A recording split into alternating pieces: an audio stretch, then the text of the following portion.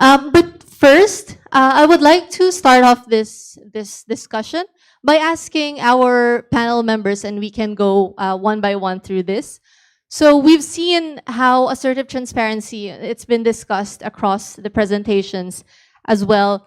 And I would like to ask, what trends do you foresee in the coming years in terms of assertive transparency, and at the same time, the malign influence that we see across the digital sphere and even across what we see in the West Philippine Sea?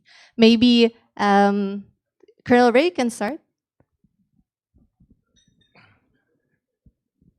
Well, thank you.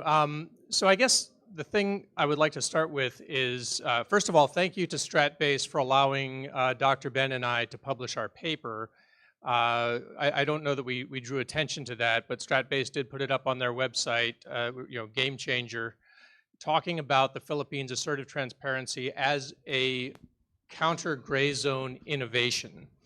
And I want to emphasize that from our perspective, this should be the start of a discussion about assertive transparency as a counter gray zone tactic, not the end of one. We're not saying that our presentation of this should be the view on the value of assertive transparency. What we hope to happen is that there will be a deep dive into this by academic institutions, say defense colleges, foreign service institutes, people across the spectrum analyzing what is the effectiveness of assertive transparency, what can we find historical examples. One of the challenges we found in putting the paper together was there weren't a lot of analogs. We couldn't find other instances in history where a country did something like what the Philippines is doing. And I also, in calling it assertive transparency,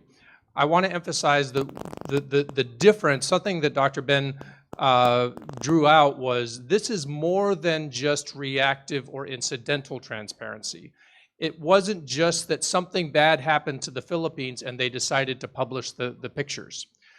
What the Philippines did took that a step further, which was to actually send out the ships and the planes and the reporters to document incidents of coercion and harassment that maybe would not have been highlighted otherwise. And so by turning it into something very assertive, I think, and doing it in the face of a sophisticated gray zone actor, to us is something that deserves a lot of study and, really should be we should uncover what is the potential of assertive transparency, not only to counter Chinese coercion in the West Philippine Sea, but to counter gray zone actions across all domains, across a variety of different theaters. And so we're hoping that students, researchers, academics, military, and international security experts will dig into this.